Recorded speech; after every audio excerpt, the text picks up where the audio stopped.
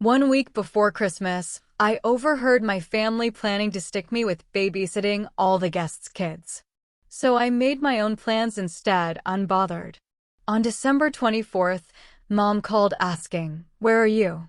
I laughed and said, "Don't wait up for me, and good luck with the catering." Oh, the sheer, gut-wrenching betrayal when you realize the people you love most, your own family, have been plotting behind your back. Not just about a surprise party, but about how to use you to make you their personal, unpaid babysitter for 5 kids on Christmas, without even having the decency to ask. It felt like a punch to the stomach, a cold, hard slap of disrespect that cut deeper than I ever thought possible. I'm Margot, and at 32, I've built a career out of orchestrating perfection for others as an event planner. My clients pay top dollar for my meticulous eye and flawless execution. But for my family, it seems my talents were just expected. Especially for Christmas. This year, I had a new kind of excitement bubbling inside me, a quiet hope that would soon be brutally extinguished. My family, you see, is complicated. On the surface, we're the picture of togetherness, Sunday dinners, never missing a birthday. But underneath, there's this dynamic that took me years and a lot of pain to truly see. I'm the middle child. My older sister, Abigail, is the perfectionist, convinced her 7-year-old twin boys, Jackson and James, are literal angels. Spoiler alert, they are not. Then there's my younger brother, Thomas, with his wife Penny, and their 3 kids, 9-year-old Sophie, 5-year-old Emma, and little 3-year-old Lucas. And then there's me, perpetually single Margot, the reliable one, the daughter who always steps up.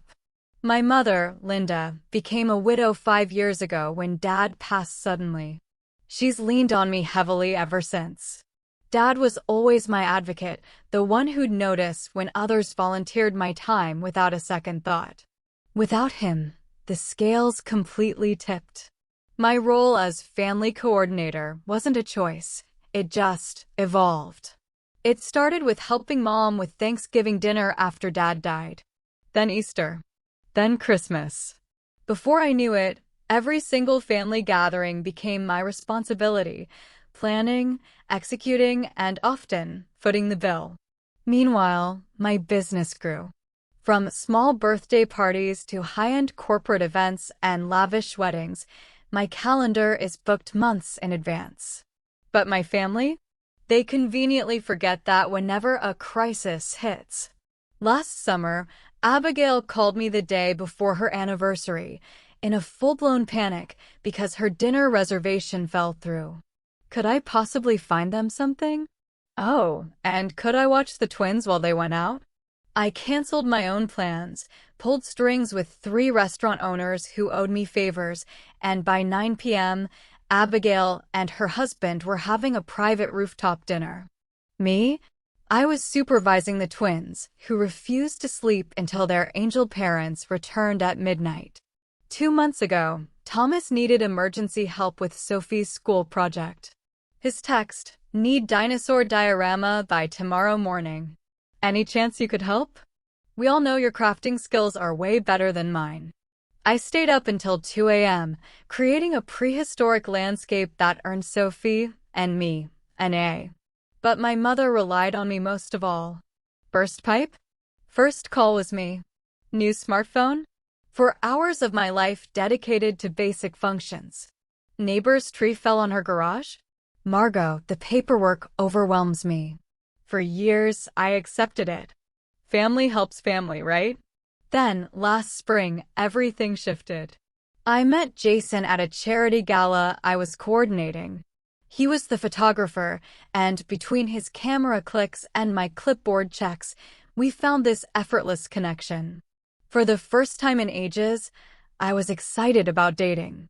Jason understood my hectic schedule, appreciated my organizational skills instead of exploiting them. He listened without judgment when I talked about family, but asked gentle questions that made me finally consider if the balance was fair. As Christmas approached this year, I felt this new, vibrant energy. Jason and I had been dating for 8 months, and I wanted him to join our family celebration. I dropped hints at Thanksgiving, mentioning I might bring someone special. My announcement received only distracted nods. Everyone focused on the meal I had prepared. I started planning Christmas in early November. Specialty ingredients, handcrafted ornaments, a premium ham, one of only 20 offered that season, paid for entirely out of my own pocket. It was my gift to everyone. I researched kid activities, creating custom coloring books. My dining room became Christmas headquarters, lists, schedules, shopping bags. I spent weekends decorating my mother's house, climbing ladders while she supervised, hot chocolate in hand. This year would be different. I envisioned Jason and me serving dinner side by side, his presence a quiet statement about my life moving forward. I wanted my family to see me, the woman who built a business, found love, and still showed up for family. I genuinely believed they would welcome him. I had no idea how wrong I was. Until that fateful day, 1 week before Christmas. The morning started normally. Frost on my car, holiday music playing as I drove to my mother's for our pre-Christmas planning. I arrived early, carrying bags of new decorations and my trusty binder. The house looked peaceful, the lights I'd strung twinkling. I let myself in, called out a hello, but heard no answer. Assuming they were in the back, I dropped my bags and headed toward the kitchen, where voices drifted down the hall. Mom's laugh, Abigail's distinctive tone, Thomas's deeper voice. Just as I was about to turn the corner, my name caught my attention. I froze. My sister was speaking, so we are agreed. Then Margot will watch all the kids during the adult dinner. 5 kids is a lot, but she handles the twins all the time, so adding 3 more should be fine. My hand froze on the wall. What was she talking about? This was the first I'd heard of a separate adult dinner. Christmas had always been everyone together. Mom responded, "Well, I think it makes sense. The kids' table will be chaotic, and Margot is so good with them. Plus, she already has all those activities planned." Those activities? They were for after dinner, for all of us, not babysitting entertainment. Thomas chimed in. "She can eat early with the kids, and then we can have our dinner in peace for once." Last year, Lucas had that meltdown, and I barely got to taste the food Margot had spent all day cooking. A tightness seized my chest. I couldn't move. "And she will handle the cleanup too, right?" "She always does," Abigail added. I was thinking we could open a nice bottle of wine this year without worrying about driving. Maybe even play some adult games after dinner. My mother laughed. "Well, it is not like Margot has other plans." No offense to her, but being single at the holidays means she has the time to help. We all have partners and children to consider. The words stung like a physical slap. I had explicitly mentioned bringing Jason. Had they not listened? Or worse, had they heard but completely dismissed it? "Has she mentioned that photographer guy lately?" Thomas asked. "I thought that fizzled out months ago." "Oh, that was never serious," my mother dismissed. "Margot focuses too much on work for relationships to last. Remember that accountant a few years back? Same thing. My entire relationship history, dissected and dismissed with completely inaccurate information. Jason was very much still in my life, something they would know if they ever bothered to ask." "Well, it works out perfectly for us," Abigail continued. "She can entertain the kids from 4 o'clock onward. I will tell the twins to save their new toy demonstrations for Aunt Margot. And she will handle the Santa duties too, right?" Thomas asked, wrapping the final gifts and arranging them under the tree after the kids go to sleep. "Of course," my mother confirmed. "Margot always does that." And the Christmas breakfast the next morning. Remember how she made those snowman pancakes last year? The kids adored those. I stood frozen. My mind raced, cataloging all the assumptions being made about my time, my plans. Not once had anyone asked if I was willing.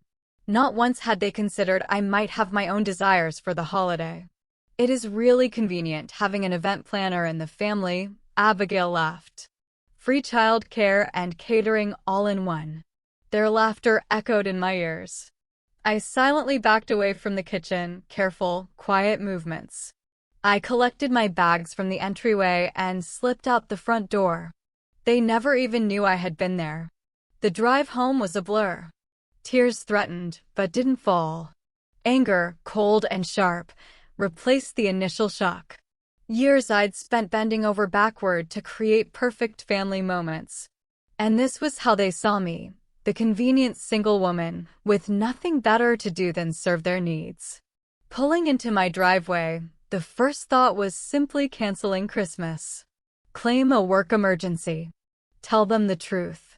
But the thought of confrontation, the defensive responses, being labeled oversensitive, it made me hesitate. Inside, I stared at my Christmas command center, personalized gifts, recipes organized, handcrafted decorations. Hours and hours of work. Thousands of dollars invested. All while they planned to relegate me to the kids' table without even asking. I sank onto my couch. The weight of years of similar treatment suddenly crystallized. Birthdays where my gift was offering to babysit. Vacations where I watched kids by the hotel pool. Countless times I rearranged my life because Margot is so flexible. The pattern was painfully clear. My life wasn't seen as having equal value. My time was communal property, available for their convenience. As that realization washed over me, I knew something had to change. That evening, I sat in my darkened living room, surrounded by the gentle glow of Christmas lights, nursing a glass of wine. Anger gave way to hurt, then resignation, then back to anger, an exhausting loop. My phone buzzed, text from Mom, asking where I'd disappeared to. I couldn't bring myself to respond. I considered my options. Direct confrontation seemed obvious, but I knew how that would go. Abigail defensive. Thomas silent. Mom in tears, shifting the focus to Dad's death and her grief. Another option, simply accept it. Swallow the disappointment, cancel with Jason, fulfill their expectations. That path of least resistance was well-worn. The third option, withdraw completely. Cancel Christmas, claim illness. But that felt like running away, just postponing the inevitable. At 9:30, my best friend Sophia called. I'd texted her earlier with a vague family drama message. They did what? She exclaimed after I recounted the story. Without even asking you? That is beyond inconsiderate, Margot. It is downright disrespectful. Her validation loosened something in my chest. I know, I said. But this is how it always goes. They assume I'll handle everything because I always have. Because you are capable and generous, Sophia corrected, not because you are their personal assistant. What does Jason say about all this? I haven't told him yet, I admitted.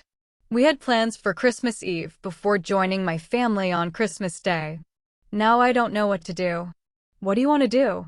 Sophia asked, cutting through my confusion. The question hung in the air. What did I truly want? Not what would cause the least conflict or fulfill their expectations, but what would honor my own needs and boundaries. I want to be valued, I finally said. I want them to recognize that my time and effort matter. I want to spend Christmas with people who see me as a whole person, not just a convenient resource. Even as I spoke, a plan began to form, a small spark growing with each passing second. I was a professional event planner, after all. I specialized in creating experiences and solving logistical challenges. Sophia, I said slowly, what if I just wasn't there? You mean cancel altogether? No, I replied, a smile spreading across my face. What if I created a different Christmas for myself this year? What if instead of showing up to be their babysitter, I went somewhere else? Somewhere wonderful. I could almost hear Sophia's smile. Now that sounds more like the Margot I know. What are you thinking? As we talked, the plan took shape. I remembered a client mentioning a last-minute cancellation at a luxury resort in the Caribbean. I had contacts everywhere. A few calls, and I could probably secure something. I could be on a beach on Christmas Day, I mused, the image growing more appealing by the second. No cooking, no cleaning, no wrapping presents at midnight. Do it, Margot. Sophia encouraged. Book it tomorrow. You deserve a break. After ending the call, I opened my laptop. The resort my client mentioned was available, a premium oceanfront suite, thanks to a cancellation. The price was steep, but my kitchen renovation could wait. This was an investment in something far more important, my self-respect. With growing excitement, I reserved the suite for 5 nights, starting on Christmas Eve. As I entered my credit card information, a massive weight lifted from my shoulders. For once, I was prioritizing my own happiness. But what about Jason? Would he think I was running away? Would he be disappointed to miss meeting my family? There was only one way to find out.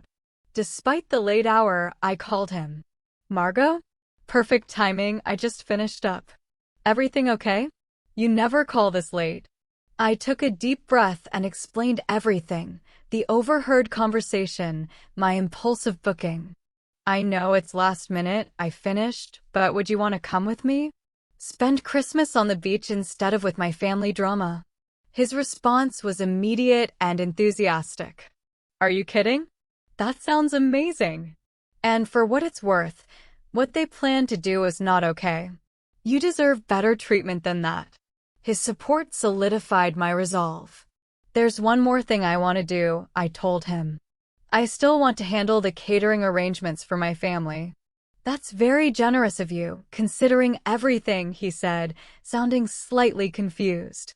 Well, I replied, a smile spreading, I have something very specific in mind. The next morning, I called Dukas, the upscale catering company I frequently worked with. Anthony, the owner, was surprised. Margot, what can I do for you? Emergency client situation. Actually, Anthony, this is a personal request. I need a special Christmas dinner delivered to my mother's house, but with some very specific parameters. We discussed my requirements. An elegant adult dinner with wine pairings for 5 adults and a separate, clearly labeled, kid-friendly meal for children under 10. All completely prepared, requiring only minimal heating with detailed, idiot-proof instructions. No problem at all, Anthony assured me. We can deliver everything at 4 p.m. on Christmas Day. Will you be there to receive it? No, I replied, a thrill of satisfaction running through me. I will be out of town. They will need to handle it themselves for once. With catering arranged and vacation booked, my plan was taking shape. I would give my family exactly what they wanted for Christmas, an adult-only dinner, free from my interference, but on terms they never expected. Sometimes, the best gift is the opportunity to appreciate what you've taken for granted. For the next few days, I maintained the illusion. When Mom called to ask why I'd missed our planning session, I fabricated a story about a client emergency. She accepted it without question, another reminder of how my work was simultaneously exploited and dismissed. While you're still handling the Christmas dinner shopping, right? She asked. I gave Abigail your number to call about the twins' food allergies. They suddenly won't eat anything with red food coloring. Actually, I replied, injecting enthusiasm, I've arranged something special this year. Professional catering from Dukas. Everything will be delivered ready to serve. Mom's surprise was evident. Catering? But you always cook Christmas dinner. It's tradition. I thought this would be easier for everyone, I explained. More time to enjoy the holiday instead of being stuck in the kitchen. After a pause, she accepted it with surprising ease. Well, if you think that's best. You always know how to make things special, Margot. With that hurdle cleared, I moved to the next phase. I needed to retrieve the personal decorations and heirlooms I'd left at Mom's house over the years. Sentimental items that had somehow become communal property. The following afternoon, I visited under the pretense of checking the catering menu.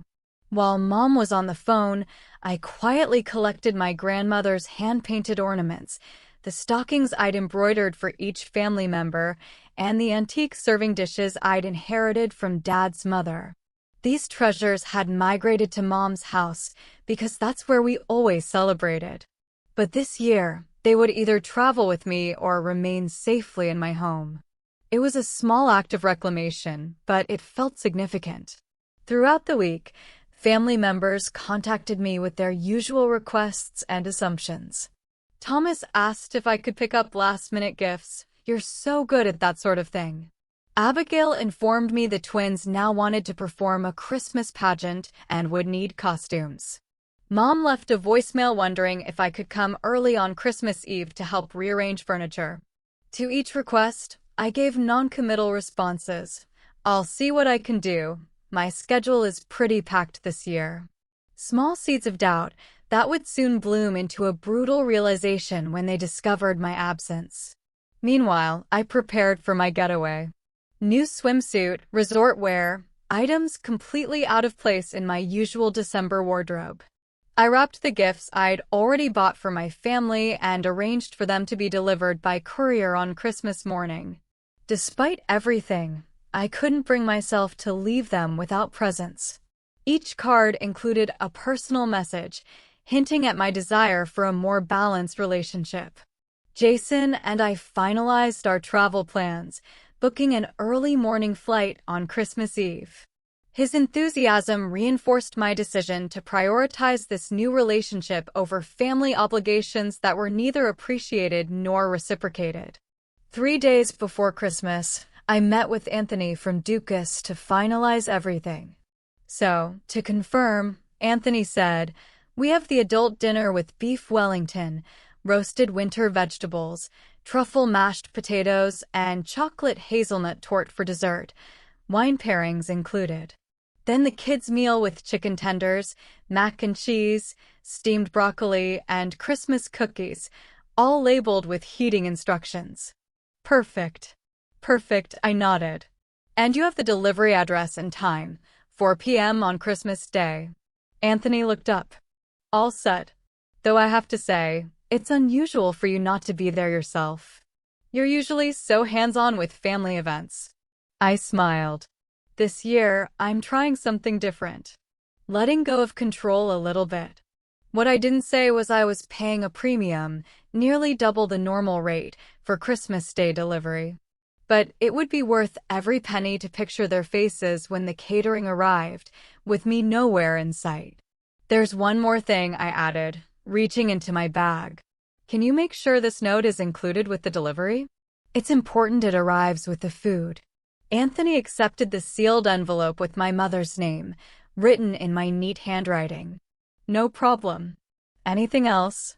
"Just that payment has been handled in full, including gratuity for the delivery staff. They won't need to provide anything except their signature." That evening, I attended what would be my last family dinner before Christmas, takeout pizza at Mom's. It was a stark contrast to the elaborate feasts typically expected of me. As we gathered around the table, I noticed the subtle ways they continued to take my presence for granted. Thomas handed his fussy youngest to me without asking. Abigail discussed Christmas Eve plans that apparently included me supervising a gingerbread house competition. Mom mentioned she'd told the neighbors I'd be happy to walk their dog. Not once did anyone ask about my plans. Not once did they notice my unusual quietness or the way I deflected questions about Christmas Day logistics. They were so accustomed to my accommodation that they simply couldn't see the changes already in motion.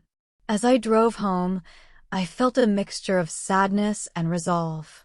I loved my family deeply, but patterns established over years wouldn't change without a significant disruption. Sometimes, love meant creating uncomfortable situations that ultimately led to growth. And sometimes, Self-respect required stepping back from those who couldn't see your worth.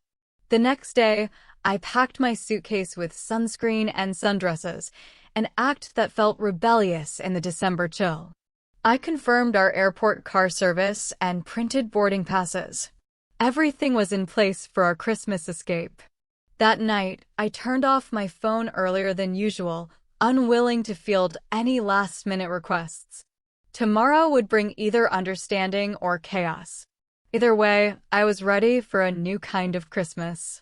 The morning of December 24th dawned clear and cold, winter sunlight glinting off frost-covered lawns. Our car service navigated quiet streets toward the airport. Jason sat beside me, thumbing through resort information while I gazed out the window at holiday decorations. "Second thoughts?" he asked, noticing my pensive expression. I considered the question carefully. Not about going.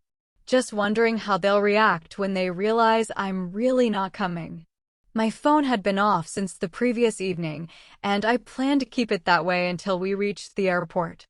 The temporary disconnection felt both liberating and anxiety-inducing, like removing a splinter that had been embedded for so long it had become part of me. The airport bustled with holiday travelers. We checked our bags, navigated security, and found ourselves with time to spare.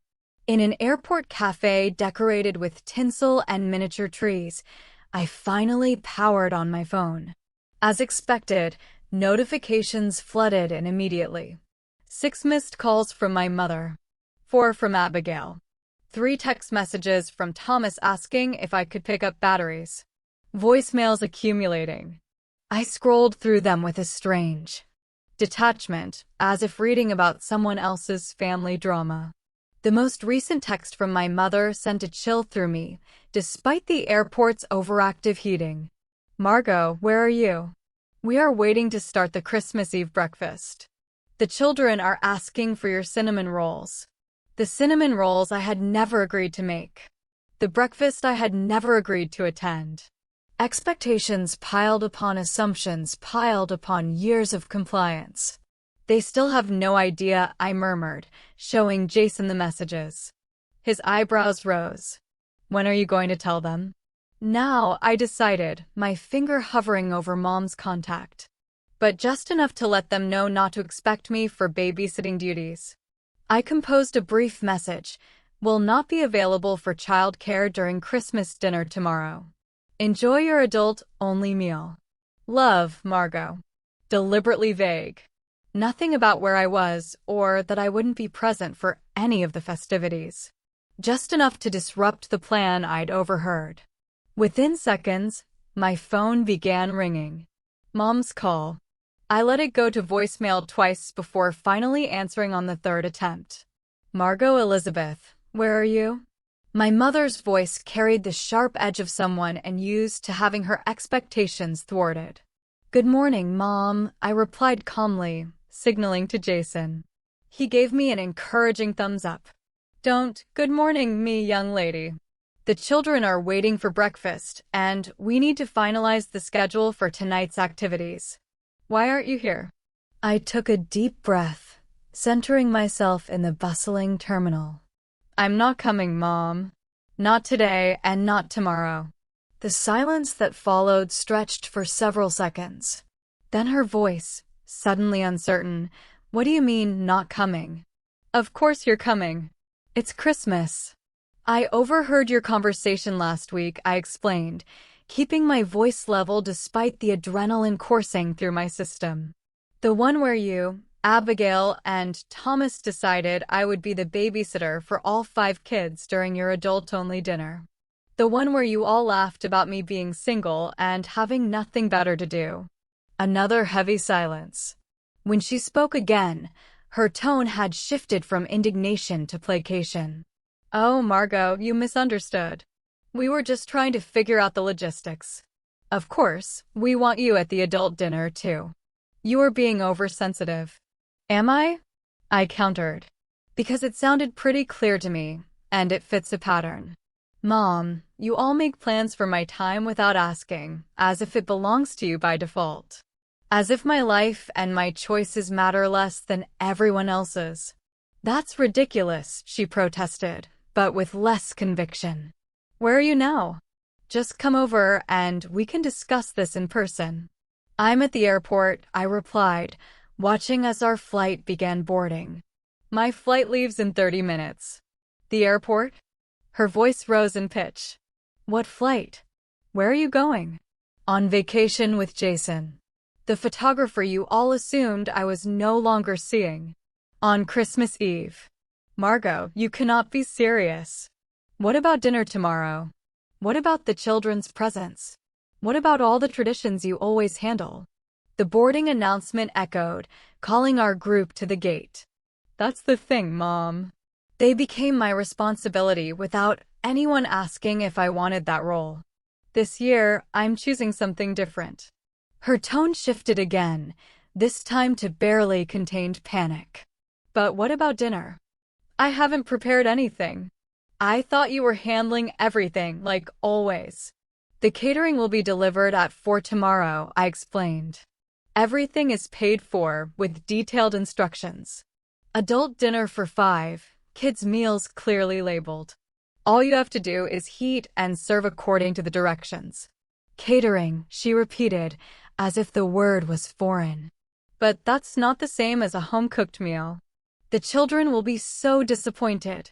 The children will be fine with chicken tenders and Christmas cookies, I assured her. And you adults will enjoy your beef Wellington and wine pairings without having to worry about childcare. After all, that was the plan, wasn't it? Just without me in the picture. Our row was called, and Jason gestured toward the gate. I nodded, gathering my carry-on. I have to go now, Mom. Our flight is boarding. Margot, wait. The desperation in her voice was unmistakable. You cannot just leave. What are we supposed to do without you? The question hung between us, heavy with unintended revelation. What were they supposed to do without me? Figure it out themselves, perhaps. Appreciate the work I had always done. Maybe recognize my absence as the consequence of their actions. Hopefully you'll manage, I said gently. The food will be delivered. The presents for the children are wrapped and labeled in the guest room closet. Detailed instructions for everything are in the binder on the kitchen counter, the one none of you ever bothered to look at, even though I referenced it constantly. But it will not be the same, she insisted. No, I agreed. It will not. As we reached the gate attendant, I delivered my final message. Merry Christmas, Mom. Enjoy the adult dinner you all planned. I'll turn my phone off during the flight, but I'll check messages when we land. When will you be back? She asked, a tremor in her voice suggesting tears were imminent. After New Year's, I replied. We can talk then. Before she could respond, I ended the call and switched my phone to airplane mode. As Jason and I found our seats on the plane, I felt a complex mixture of emotions. Guilt at disrupting the family holiday, anxiety about the confrontation to come. But underlying it all, a profound sense of liberation. The plane taxied down the runway. As we took off, ascending through clouds into clear blue skies, I mentally shed the weight of expectations I had carried for far too long. Whatever awaited me upon return, I had finally advocated for my own worth in the family equation. Jason squeezed my hand as the seatbelt sign dinged off. You okay? I turned to him with a smile that felt more genuine than any I had managed in weeks. I am now. Merry Christmas to us. As our plane soared south towards sunshine and new traditions, I left behind the snow, the family drama, and years of unreciprocated accommodation. For once, Christmas would be about joy rather than obligation. And perhaps, when the dust settled, my family would understand why this stand had been necessary all along. Christmas morning broke with golden sunshine streaming through the curtains of our oceanfront suite, a stark contrast to the snow-covered landscape I'd left behind. I padded onto the balcony, coffee in hand, watching early morning swimmers and palm trees swaying in the breeze. The peaceful scene bore no resemblance to the chaos that would normally be happening at my mother's house. Children racing downstairs at dawn, adults struggling for caffeine, and me orchestrating the carefully timed frenzy of present opening and breakfast. Jason joined me, wrapping his arms around my waist. Merry Christmas. Any regrets about being here instead of there? I considered the question seriously. Surprisingly, no. I miss the good parts, of course. The children's excitement, the moment when everyone opens the perfect gift I found for them. But the relief of not being responsible for everyone's happiness today outweighs all of that. We spent the morning exchanging the small gifts we'd brought, enjoying a luxurious breakfast by room service, and walking along the shore, collecting shells. The resort had decorated palm trees with twinkling lights and red bows, a whimsical, tropical take on Christmas that charmed me. At precisely noon, as we lounged by the pool, sipping fruity drinks garnished with tiny umbrellas, I checked my phone for the first time since our flight landed. The onslaught of notifications made my stomach tighten, but I forced myself to methodically work through them. 27 missed calls, 42 text messages, 13 voicemails. My family had not taken my absence lightly. I started with the earliest messages, tracking the progression of reactions. Initial texts from my mother oscillated between guilt trips. The children are so disappointed, and angry accusations. I cannot believe you would abandon us like this. Abigail's messages were predictably self-centered. How am I supposed to manage the twins' behavior during dinner without your help? Thomas's, however, showed surprising insight. We really messed up, didn't we? The voicemails told a similar story, my mother's voice growing increasingly frantic as she realized I truly wasn't going to appear and save the day. The last message from Christmas Eve, timestamped 1:14 a.m., captured her vulnerable admission. I don't know how to do this without you, Margot. I've always relied on you to make Christmas happen. That was the crux of it. I had become so essential to their holiday experience that my absence created a vacuum no one was prepared to fill. But that dependence had come at the cost of my own holiday joy, a price I was no longer willing to pay. The Christmas Day messages began early. Abigail's 7:12 a.m. text captured the family chaos in real time. The twins are fighting over who gets to open the first present, and Mom is crying in the bathroom. This is a disaster, and it's your fault. By mid-morning, the tone had shifted. Thomas sent a surprisingly reflective message. I get it now. We've been taking you for granted for years. I'm sorry for my part in that. The kids miss you, but I told them Aunt Margot needed a vacation, too. Merry Christmas wherever you are. My mother's Christmas morning voicemail was tearful, but less accusatory. The caterers are coming at 4. I found your binder with all the instructions. I never realized how much work you put into planning everything. Please call when you can. The most surprising message came from Abigail, around 11 a.m., so I had to handle the twins' meltdown by myself this morning when they couldn't find the special chocolate Santa stockings you always make. And you know what? I realized I've never had to deal with their Christmas morning behavior because you've always stepped in. That's not fair to you. It's taken your dramatic exit for me to see that. Still mad you didn't tell us directly, but starting to understand why. As I scrolled through the messages, a weight lifted from my shoulders. They were beginning to understand. The disruption I had caused was uncomfortable, but necessary, forcing them to recognize patterns that had been invisible when I was complying with them. Jason noticed my small smile as I set down the phone. Good news? Progress, I replied. They're upset, but they're also starting to get it. Thomas actually apologized. Are you going to call them? He asked. I shook my head. Not yet. I think they need a little more time with the discomfort. And, honestly, so do I. This is the first Christmas in years where I'm not constantly checking if everyone else is happy.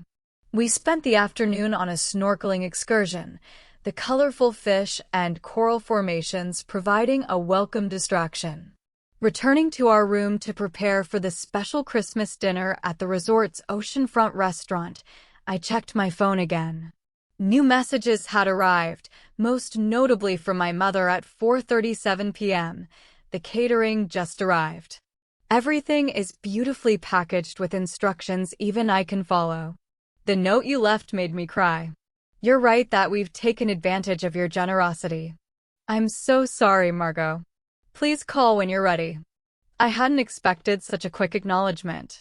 Typically, my family required multiple conversations to accept responsibility. Perhaps my absence had created space for reflection that my presence never allowed.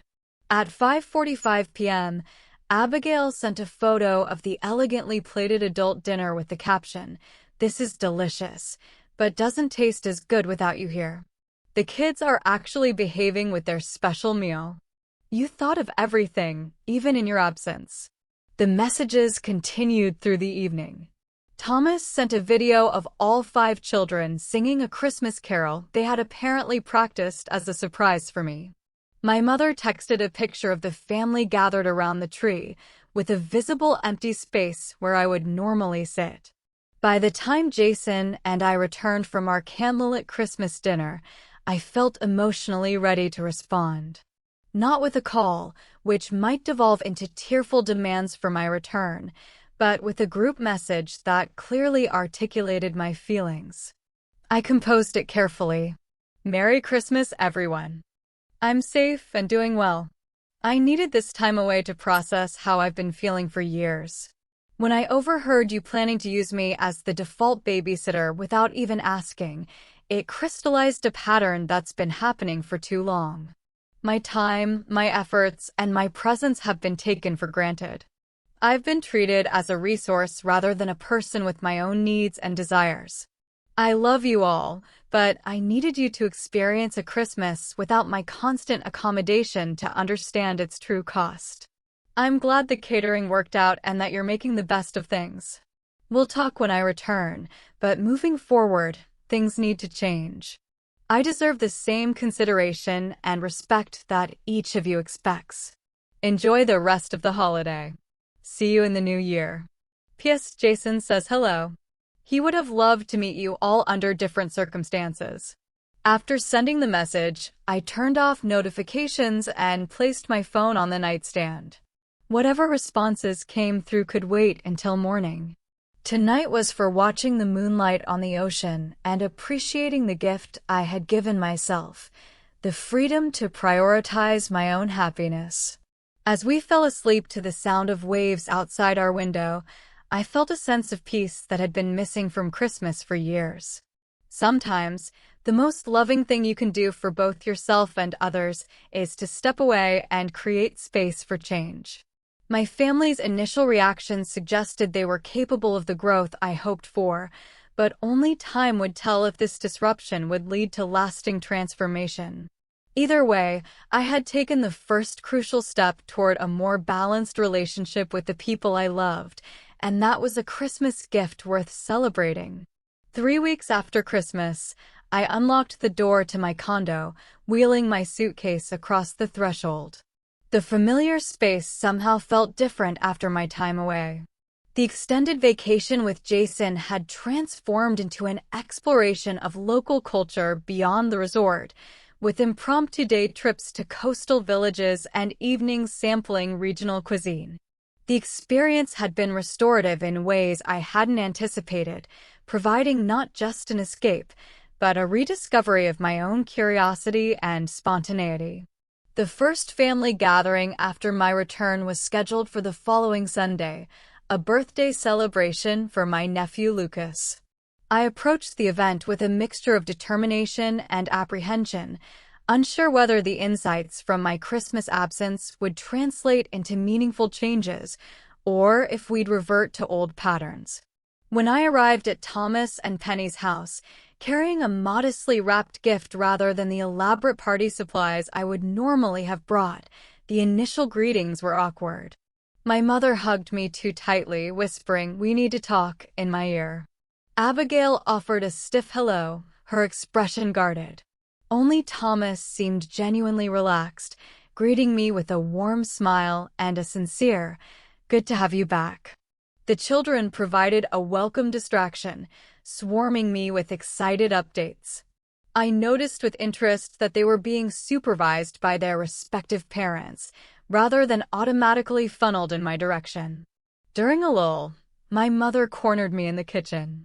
"What you did at Christmas was very hurtful, Margot," she began, her voice low. "We were all counting on you." I met her gaze steadily. "That's exactly the problem, Mom. You were all counting on me without asking if I was available. You made plans for my time as if it belonged to you." "We're family," she countered. "Family helps each other." "Yes, but it should go both ways," I explained. "When was the last time someone in this family asked what they could do to help me? When was the last time anyone considered that I might have my own plans or preferences for the holidays?" Her brow furrowed. After a moment, her shoulders sagged slightly. "I can't remember," she admitted. "I guess we've gotten used to you always being the one who handles everything." "That's not fair to any of us," I said gently. "It's not fair to me to always be the giver, and it's not fair to you to always be the takers. I want a more balanced relationship." Tears welled in her eyes. "I've been thinking about it since Christmas. After your father died, I leaned on you so heavily. It was easier to keep doing that than to figure out how to stand on my own." "I'm sorry, Margot. I didn't see how much I was asking of you." Her acknowledgement, so different from the defensive response I'd expected, caught me off guard. "Thank you for saying that, Mom. I want to do better," she continued, wiping away a tear. "I don't want to lose you because I've been selfish." We spoke for nearly 30 minutes, delving into years of accumulated expectations and unexamined patterns. For the first time, I felt truly heard as I expressed how isolating it had been to always prioritize everyone else's needs above my own. And for the first time, I saw my mother as someone working through her own struggles, rather than simply imposing demands on my time. Later in the afternoon, Abigail approached me on the back porch. "That was quite a stunt you pulled at Christmas," she said, her tone deliberately light, though her eyes remained serious. "It wasn't a stunt," I corrected. "It was a boundary."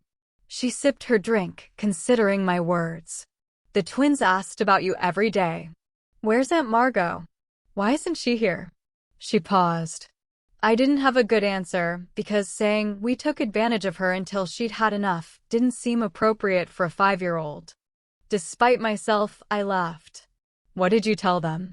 "That sometimes adults need vacations, too, and that we should have been more thoughtful about your time." She met my gaze directly. "I was angry at first. It felt like you'd abandoned us when we needed you.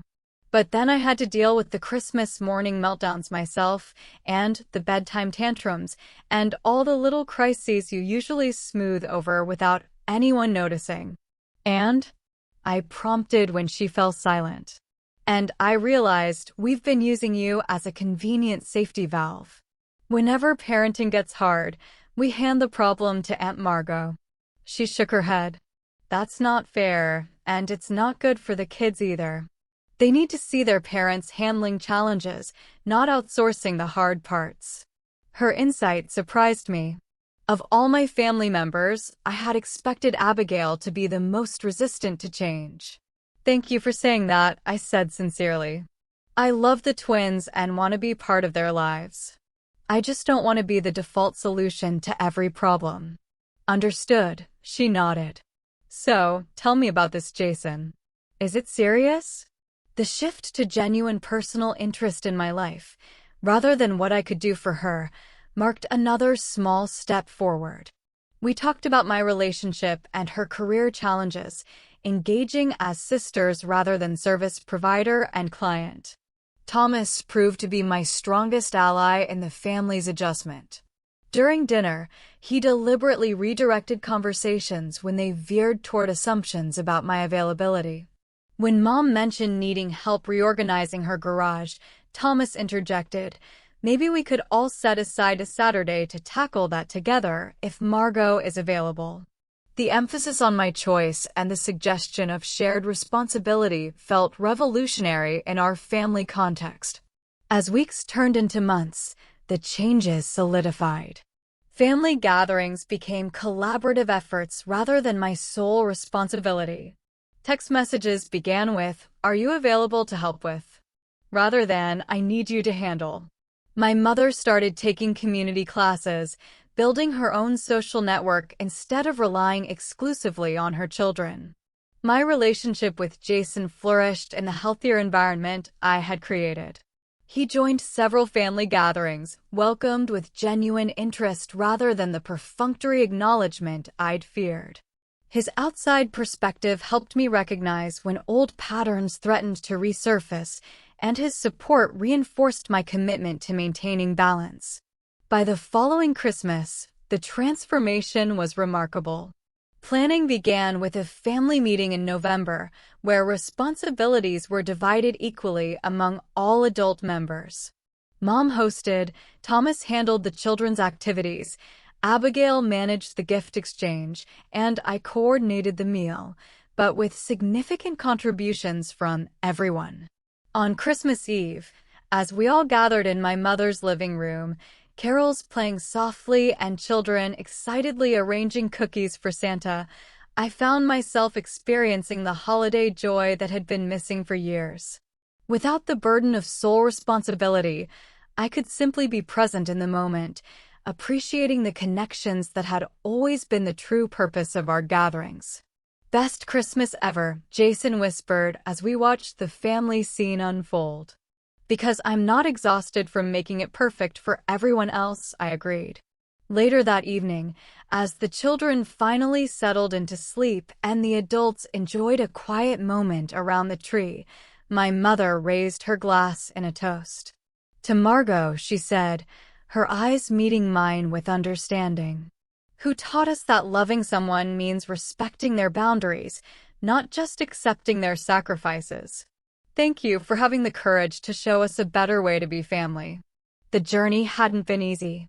There had been moments of regression, uncomfortable conversations, and the challenging work of establishing new expectations. But the result was worth every difficult moment, a family that functioned through mutual respect rather than convenient exploitation, and relationships that nourished rather than depleted. As I looked around at the faces of those I loved, I understood that sometimes the greatest act of love is standing up for your own worth. In doing so, you create the possibility for relationships built on mutual care rather than imbalanced obligation. The empty chair I had left the previous Christmas had made space for growth that benefited everyone. So if you've ever found yourself giving and giving while receiving little in return, remember that setting boundaries isn't selfish. It's necessary. Your time, your effort, and your presence are valuable gifts that deserve to be recognized and appreciated. And those who truly love you will rise to meet the standard you set.